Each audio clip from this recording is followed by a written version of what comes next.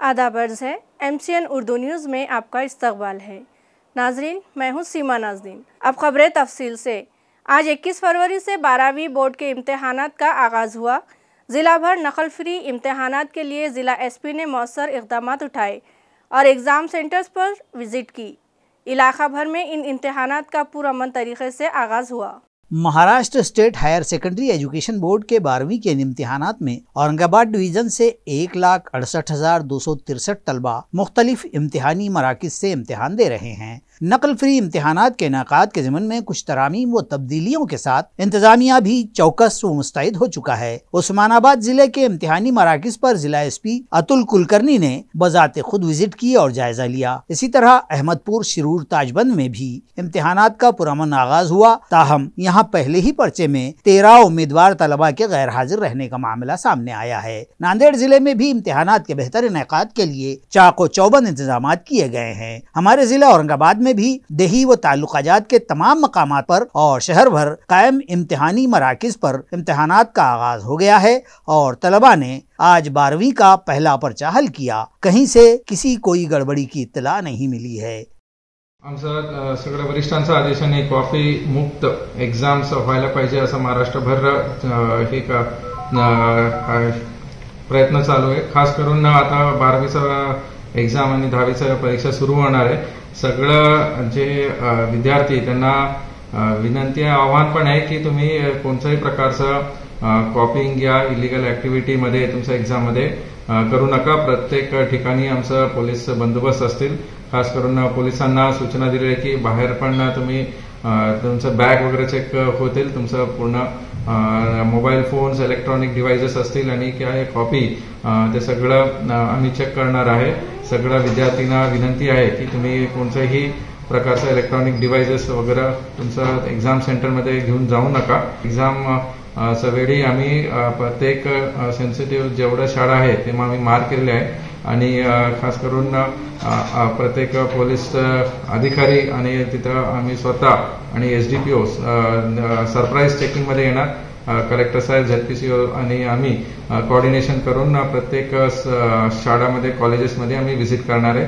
सगळ्यांना परत आव्हान आहे की तुम्ही सहकार्य करा आणि कॉपी मुक्त जे अभियान आहे त्याचं आम्हाला सक्सेस व्हायला पाहिजे असं आमचा प्रयत्न चालू आहे। धन्यवाद। पूर्ण कॉपीमुक्त अभियानाअंतर्गत हे आपण बैठी पथकाची व्यवस्था केलेली आहे आणि इथे कुठल्याही प्रकारची कॉपी किंवा काही घडू नये यासाठी आपण हे पथक इथं नेमलेलं आहे। त्या अनुषंगाने इथं सर्व व्यवस्था व्यवस्थित आहे। कुठल्याही प्रकारची कॉपी किंवा काही गोष्टी इथं घडत नाही आहे आणि या पथकाची नजर पूर्णपणे सर्व विद्यार्थ्यांवर आणि सर्व हॉलमध्ये आपण व्यवस्थित राऊंड घेऊन आपण व्यवस्था ठेवत आहे। तरी सर्व विद्यार्थ्यांना आणि पालकांना असे आव्हान आहे की कॉपी वगैरे काही करून हे करण्यापेक्षा अभ्यास करून आपण पास व्हावं आणि चांगले गुण घ्यावेत। तरी धन्यवाद। डिविजनल कमिश्नर ओहदे से रिटायर होने के बाद senior IAS officer doctor Purushottam Bhapkar नई शुरुआत करते हुए अवामी मसाइल को फिल्म के जरिए सामने लाएंगे। वाज़ेह रहे कि साबिक divisional commissioner doctor Purushottam Bhapkar ने दौरान मुलाजिमत देही इलाकों में जो भी काम करवाए थे वो आज भी आवाम की नज़र में हैं। अब इस फर्शनास ऑफिसर ने अपने रिटायरमेंट के बाद आवाम के बुनियादी मसाइल पर फिल्म बनाकर देही आवाम की आवाज़ अरबाबे मजाज तक पहुँचाने का फैसला किया है और रौंदड़ नामी एक फिल्म बनाई है जिसके प्रमोशन के लिए वो औरंगाबाद आए हुए थे। उन्होंने एक प्रेस कॉन्फ्रेंस के जरिए फिल्म से मुताल्लिक मालूमात शेयर की। हा चित्रपटही असाच आहे की जो ग्रामीण भागामध्ये असलेला अन्याय, अत्याचार हा दूर करण्यासाठीचा एक भाग म्हणून, सत्याकडे जाणारा एक भाग म्हणून, न्यायाकडे नेणारा एक भाग म्हणून तयार झालेला आहे आणि याच्यात काही प्रमाणात आम्ही मनोरंजनही ठेवलेलं आहे आणि यामध्ये भाऊ शिंदे हा जो नायक आहे आमचा, तो खाडा आणि बबनच्या या प्रचंड यशानंतर एक आमच्या समोर आलेला आहे। खरं म्हणजे आता प्रशासनात जसं काम केलं तसंच इथे पण मला आनंद वाटतो आहे, कारण एक निर्मिती होते। निर्मिती ही सर्वात जास्त आनंद देणारी बाब आहे असं मला वाटतं।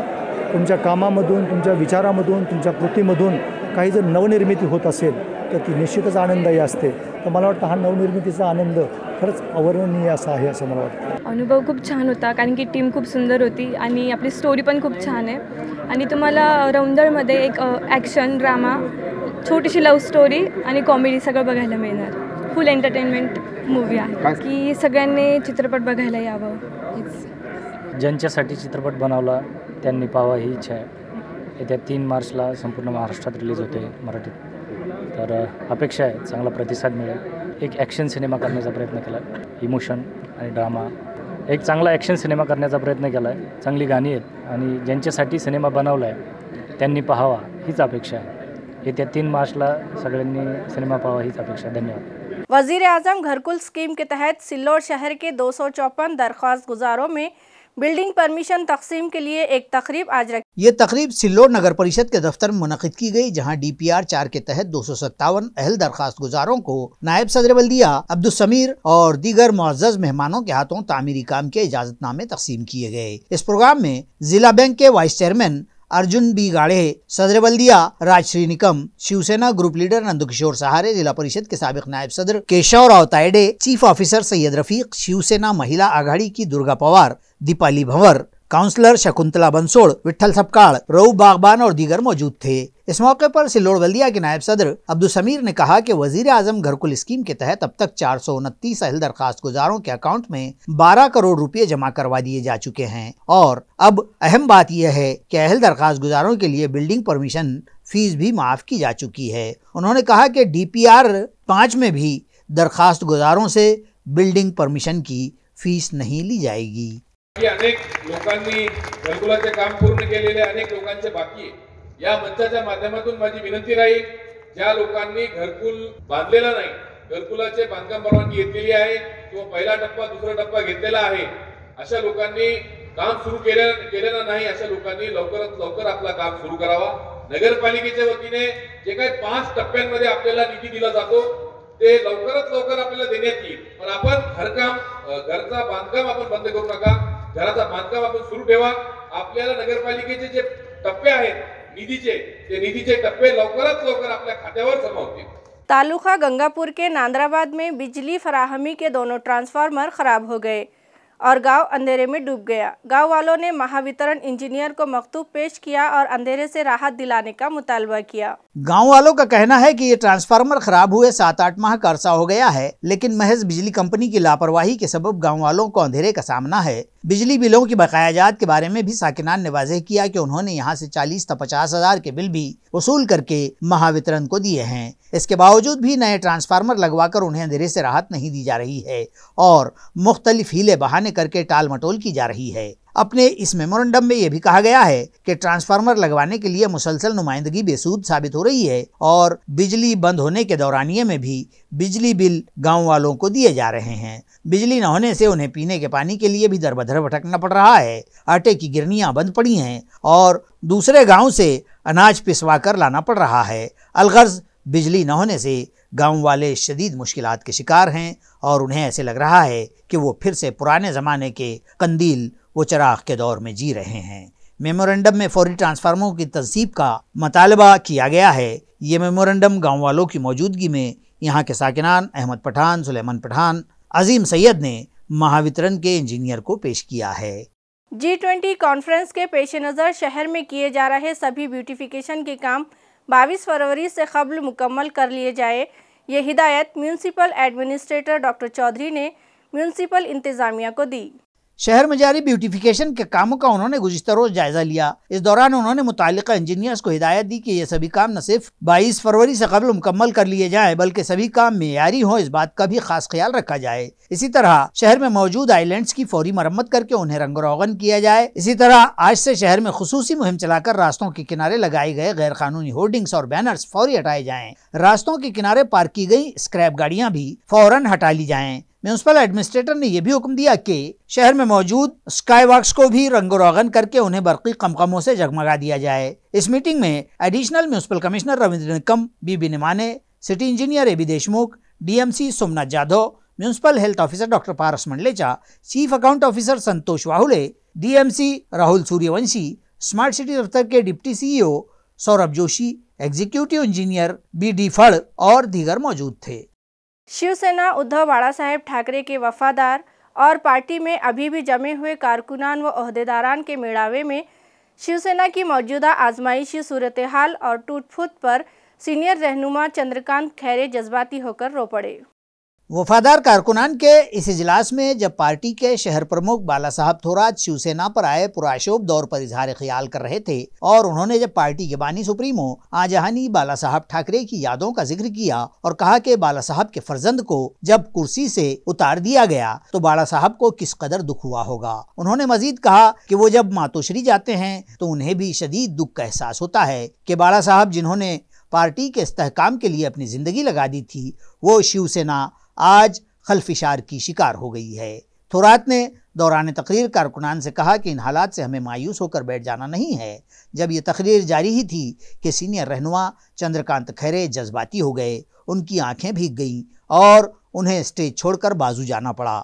इस निष्ठावंत मेड़ावे में रुकन असेंबली उदय सिंह राजपूत ने भी खिताब किया और कहा कि आज मुखालिफिन में से जो भी उठता है और उद्धव ठाकरे पर तनकीद करता है तो उसका मतलब दूसरा न लिया जाए बल्कि उसे उद्धव की मकबूलियत में इजाफे की दलील ही समझा जाए। ईव्हीएम मशीन हॅक केले जाते सॅटेलाईटद्वारे, यांचे खूप यंत्रणा त्या ठिकाणी मजबूत आहे आणि त्याचं सगळं काम त्या ठिकाणी यांचे दिल्लीवाले पाहत असतात आणि म्हणून मला या ठिकाणी सांगायचं, मी बोललो ते चुकीचं नाही, माझ्याकडे माणसं येऊन गेले, आम्ही त्यांचं हॅक करत होतो, आम्ही त्यांचं हे करत होतो, तुमचं करतो आहे आणि म्हणून हा सगळा हे सगळं ढोंगबाजी ही सगळे बंद झाली पाहिजे आणि फक्त बॅलेट पेपर आले पाहिजे, आमची मागणी दिल्लीला ठरलेली होती। म्हणजे आज 4-5 महिन्यापूर्वी तपासणं चाललं आहे। स्वतः त्या ठिकाणी सांगितलं की धनुष्यबाण पण आपल्याला मिळेल आणि शिवसेनाही आपल्याला मिळेल, तुम्ही तिकडे कशाला जाता, आम्ही तुम्हाला इथे करतो, हे बोललेलं आहे भारतीय जनता पार्टीवाले सगळे बोलले, इव्हन देवेंद्र पण बोललेलं आहे। आणि कसं मग देवेंद्र कसे पण परवा 2-4 वर्षांपासून आम्ही सगळं केलेलं आहे, आम्ही सगळं केलेलं आहे, कबूल केलं ना त्यांनी आणि म्हणून या ठिकाणी भारतीय जनता पार्टीने शिवसेना संपवलेलं आहे। आम्ही ते कदापि त्यांना माफ नाही करणार। रणनीती आता आम्ही प्रत्येक 4 मी स्वतः 4 जिल्ह्यात जाणार आहे, संपूर्ण महाराष्ट्रात संपूर्णपणे पूर्ण 35 जिल्ह्यामध्ये त्या ठिकाणी आता शिवसैनिक सगळीकडे जाणार कामाला। आमचे 25 तारखेपासून ते 3 तारखेपर्यंत त्या ठिकाणी दौरे सुरू झाले। हा प्रयत्न त्या ठिकाणी परवाच्या दिवशी वंचित म्हणजे जे आपल्या रमाई मातेचा हे कार्यक्रम होता ना, हटकून त्या ठिकाणी त्यांच्यातल्या काही लोकांना फसवलं आणि केलं। मी माझा वाघ पिये ना, त्याचे नातेवाईक सगळे त्यांनी सांगितलं आम्ही तर उद्धव साहेबांच्या बरोबर आहे, बाळासाहेब आंबेडकरांच्या बरोबर आहे, पण हे त्या गद्दार आमदारांनी त्या ठिकाणी येऊन इथं काही लोकांना दारू पाजली आणि केलं। मी ते नावं पोलिसांना पण सांगितलं नाही, आता कोणी जाणार नाही, कोणी पण जाणार नाही, कोणी जाणार नाही आता आणि म्हणून एकही माणूस जाणार नाही आता आणि उलटे आता ते आता पहा आता आम्ही चुप नाही बसणार। ओके। चिकलठाना में कायम आमिना फजल अब्बास लाइब्रेरी में आलमी यौम मादरी ज़बान मनाया गया।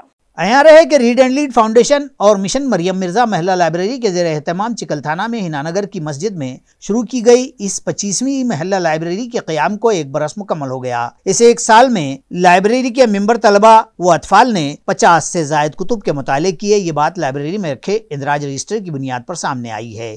फाउंडेशन के बानी मिर्जा अब्दुल क़य्यूम नदवी ने इस मौके पर बच्चों से बातचीत भी की और उन्हें बेहतर रहनुमाई भी की है। उन्होंने बच्चों को मशवरा दिया कि अपनी मादरी ज़बान के अलावा उन्हें अपने इलाके की दीगर ज़बानों का भी इल्म होना लाजमी है। उन्होंने जहां मादरी ज़बान की अहमियत से बच्चों को आगाह किया, वहीं उर्दू, मराठी व हिंदी की किताबें भी फाउंडेशन की जानिब से तकसीम की गईं। इस मौके पर मस्जिद के इमाम मौलाना हाफिज़ अब्दुल कदीर ने भी बच्चों के रोज़ाना लाइब्रेरी आने और मुताला करने की गवाही दी और इस मोहल्ला लाइब्रेरी की सताइश की है। मरियम रिजवा लाइब्रेरी मोहल्ला, हम यहाँ पे आए हैं, हम सबको किताबें मिले और हम यहाँ पे वापस भी करेंगे और पढ़ के वापस रखेंगे और नंबर फ़ोन भी देंगे। यहाँ मातृभाषा दिवस मनाया गया है। हम विश्व भारती स्कूल से आए हैं और हम सबको यहाँ किताबें बांटी गई है और हम वापस कर लेंगे पढ़ के ये किताबें और जो बच्चों को लगे वो पढ़ के वापस कर देंगे किताब। आमिना फजल अब्बास लाइब्रेरी है, यहाँ शादा मस्जिद में लगी है। आप नाम लिखिए और आपका नंबर लिखिए और किताब ले जाके वापस पढ़ के वापस लाइए। आज 21 फेब्रुवारी विश्व मातृभाषा दिवस आहे। आज आम्ही विश्वभारती शाळेमार्फत हिनानगर चिकलठाणा आमिना फजले अब्बास मोहम्मद लायब्ररी इथे शादा मस्जिद इथे जमा झालेला आहोत आणि इथे सर्वांना आमच्या सगळ्या विद्यार्थ्यांना या शादाब मस्जिदीमध्ये पुस्तक वाटप करण्यात आले आणि त्यांना वाचल तर वाचल हा संदेश देण्यात आला आणि आमच्या सगळ्या शाळेचे विद्यार्थी इथे येऊन पुस्तक घेणारे, ते वाचून झाल्यानंतर ते परत वापस करणारे आणि अशा पद्धतीने हा वाचन उपक्रम चांगल्या प्रकारे राबविण्यात येणार आहे। G20 कॉन्फ्रेंस के तहत इस माह शहर में मुनाकिद होने जा रहे विमेंस 20 मीटिंग के पेश नज़र तारीखी दरवाज़ों के अतराफ किए गए गैर कानूनी कब्जात हटाए गए। म्यूनसिपल जराये से मौसूला इत्तला के मुताबिक काला दरवाज़ा, नौबत दरवाज़ा, मकई गेट, भड़कल गेट और जाफर गेट, इन 5 तारीखी दरवाज़ों के अतराफ लगाए गए टीन शेड्स और कच्ची पक्की तामीरात पर म्यूनसिपल कारपोरेशन के गैर कानूनी कब्जात हटाओ दस्ते ने कार्रवाई की और इन तारीखी असासों को इन नाजायज कब्जात से पाक कर दिया। तफसीलात के मुताबिक हज हाउस के सामने काला दरवाजा से मुत्तसिल VIP रोड पर किसी नामालूम शहरी ने 10 बाय 10 की लोहे की टपरी डाल रखी थी। ये टपरी भी म्यूनसिपल अमले ने जब्त कर ली है। नौबत दरवाजा के अतराफ गैर कानूनी तरीके से 4 व्हीलर गाड़ियां पार्क की जाती रही हैं। गुज़िश्ता रोज गैर कानूनी कब्जात हटाओ दस्ते में शामिल अमले ने वहां से ये गाड़ियां हटवा दी। इसी तरह भड़कल गेट से करीब चलाई जा रही 2 चाय की टपरियां भी हटा दी गई। मकई गेट इलाके में कार्रवाई करते हुए चाय और पान की टपरी के अलावा हाथ गाड़ी लगाकर छोटा मोटा कारोबार करने वालों को भी वहां से भगा दिया गया। जाफर गेट से मुत्तसिल जमीन पर 15 बाय 20 रकबे पर मिट्टी का चबूतरा बनाकर और टीन शेड लगाकर वहां बिल्डिंग मटेरियल का कारोबार जारी था। ये तामीरात भी JCB की मदद से हटा दी गयी। ये कार्रवाई म्यूनसिपल कमिश्नर डॉक्टर चौधरी की हिदायत पर एडिशनल कमिश्नर रविंद्र निकम की रहनुमाई में एडमिनिस्ट्रेटिव ऑफिसर वसंत भोये, बिल्डिंग इंस्पेक्टर सईद जमशीद और गैर कानूनी कब्जात हटाओ दस्ते में शामिल अमले ने अंजाम दी। इस मौके पर कोई नाखुशगवार वाकया पेश न आने पाए, इस गर्ज से म्यूनसिपल पुलिस दस्ते में शामिल मुलाजमीन भी वहाँ मौजूद थे। रेलवे स्टेशन परभनी पर नौ तामीरशुदा फुट ओवर ब्रिज शुरू करने के मुतालबे को लेकर मनसे कारकुनान ने स्टेशन पर गोटियां खेलकर नए तर्ज का एहतजाज किया। अयार है कि रेलवे स्टेशन परभनी पर यह नया फुट ओवर ब्रिज यानी दादरा मुकम्मल तौर पर तैयार होकर काबिल इस्तेमाल हो चुका है। 23 जनवरी को महाराष्ट्र नवनिर्माण सेना की जानिब से इस पुल को आवाजाही के लिए खोल दिए जाने का मुतालबाती मकतूब मुताल्लिका इंतजामिया को दिया गया था। ताहम मनसे कारकुनान ने इल्जाम लगाया कि रेलवे के नज़्म ज़ब्त और निज़ाम कार में कोई सुधार नहीं आया है और इस ब्रिज के शुरू करने में भी इंतजामिया गैर जरूरी टाल मटोल कर रहा है। और फिर मनसे कारकुनान ने एक अनोखा तर्ज इख्तियार किया और ये कहते हुए कि जब ये पुल किसी इस्तेमाल ही में नहीं लाया जा रहा है तो फिर क्यों ना यहाँ गोटियां ही खेली जाए। और फिर आमलन कारकुनान ने इस पुल पर गोटियां खेलकर एहतजाज किया और रेलवे इंतजामिया के रवैये वो लापरवाही की मजम्मत की और इंतबाह दिया कि अगर अब भी इंतजामिया न जागा तो MNS इस पुल पर योगा का एहतमाम करेगी। आज रेल्वे स्थानक परभणी येथे महाराष्ट्र नवनिर्माण सेनेच्या वतीने एक अनोखा आंदोलन करण्याचं आम्ही करतोय आणि सध्या सुरू आहे। विषय असा आहे की हा नवीन दादरा झालेला आहे, पूर्ण वर्षभर झाले हा सगळा तयार आहे। इथले सगळे लाईट वगैरे सगळीकडे सगळे लागतात, पण तिकडे जर त्याचं आउटलेटचं जर बघितलं तर त्याच्यासोबत एक सुरक्षा रक्षक भिंत आहे, ती अजून ह्यांनी पाडलेली नाहीये।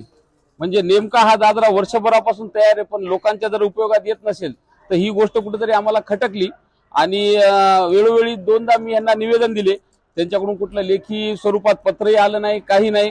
त्यासाठी म्हणून आम्ही आज इथं त्यांना इशारा दिला होता मागे की आज आम्ही इथं गोट्या खेळणार आहेत आणि ह्या दादऱ्यावर आम्ही सर्व महाराष्ट्र सैनिक आदरणीय जिल्हाध्यक्ष रुपेश भैया देशमुख यांच्या नेतृत्वाखाली इथं आज आम्ही गोट्या खेळो आंदोलन हे केलेलं आहे। त्याकरिता हे आंदोलन होतं आजचं। वसंतराव नाइक एग्रीकल्चर यूनिवर्सिटी के डिप्टी इंजीनियर की बदउनवानियों की जांच और उनके बरतरफी के मुतालबे पर कॉन्ट्रैक्टर और शिवसेना शहर प्रमुख ने भूख हड़ताल शुरू कर दी।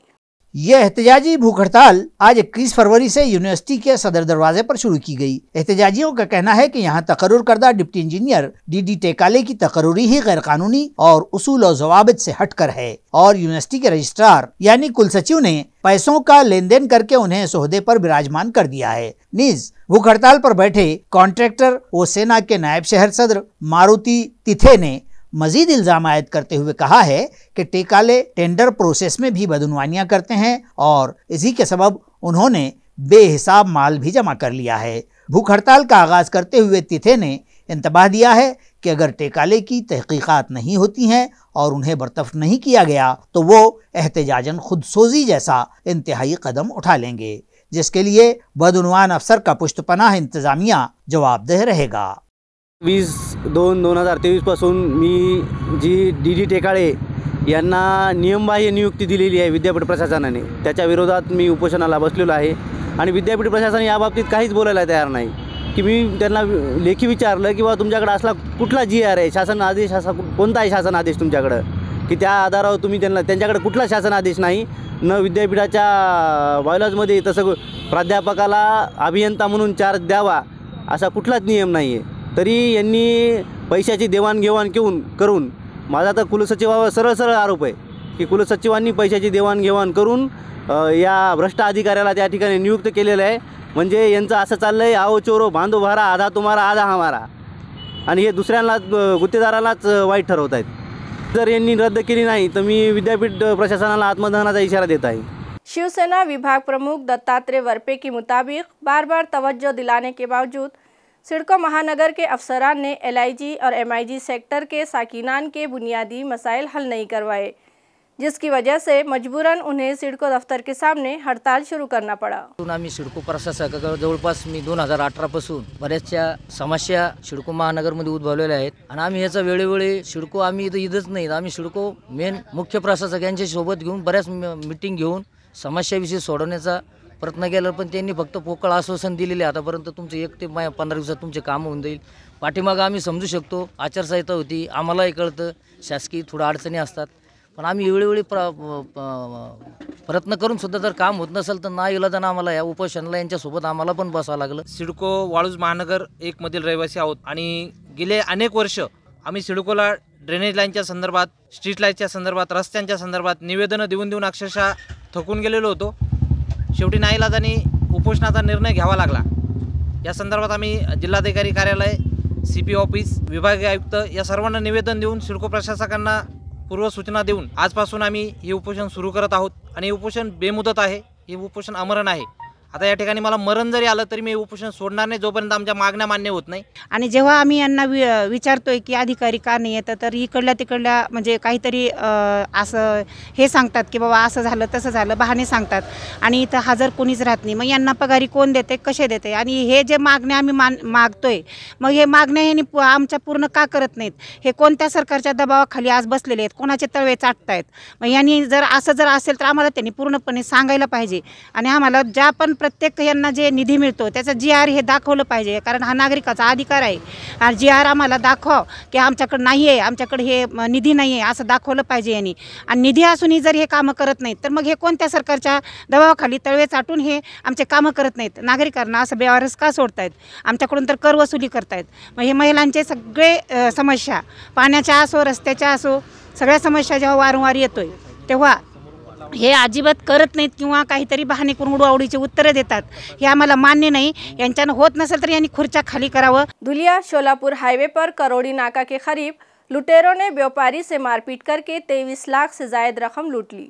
बताया जाता है कि ये 2 लुटेरे मोटरसाइकिल पर सवार होकर आए थे और भरे रास्ते पर व्यापारी को रोककर उसके साथ डंडों से मारपीट की और 23.5 लाख रुपये लूट लिए। ये वारदात 20 फरवरी की रात पेश आई। तफसीलात के मुताबिक लासूर स्टेशन देवड़ी के साकिन साइनाथ मनोहर तायडे और कार ड्राइवर अनिल भुसारे पीर की रात औरंगाबाद से कार MHB CS 3915 से धुलिया शोलापुर हाईवे के रास्ते अपने घर देवड़ी जा रहे थे कि रात 8 बजे के करीब करोड़ी के फ्लाईओवर के पास से जब उन्होंने टर्न लिया तो लाल रंग की 2 व्हीलर पर आए 2 लुटेरों ने कार के सामने मोटरसाइकिल आड़ी कर दी और कार को रोक लिया और कार पर अचानक डंडे बरसाने लगे। तायडे इस अचानक वारदात पर कार से बाहर आए तो बाहर आते ही लुटेरे उन पर भी टूट पड़े और मारपीट कर मजकूरा रकम छीन कर फरार हो गए। वारदात का इल्म होते ही आला अफसरान पुलिस डिप्टी कमिश्नर दीपक गिरहे, MIDC वालूज थाना के इंस्पेक्टर संदीप गुरमे, दौलताबाद थाना के इंस्पेक्टर विनोद सलगर और PSI चेतन उगले वो दीगर आमला मौके पर पहुंचे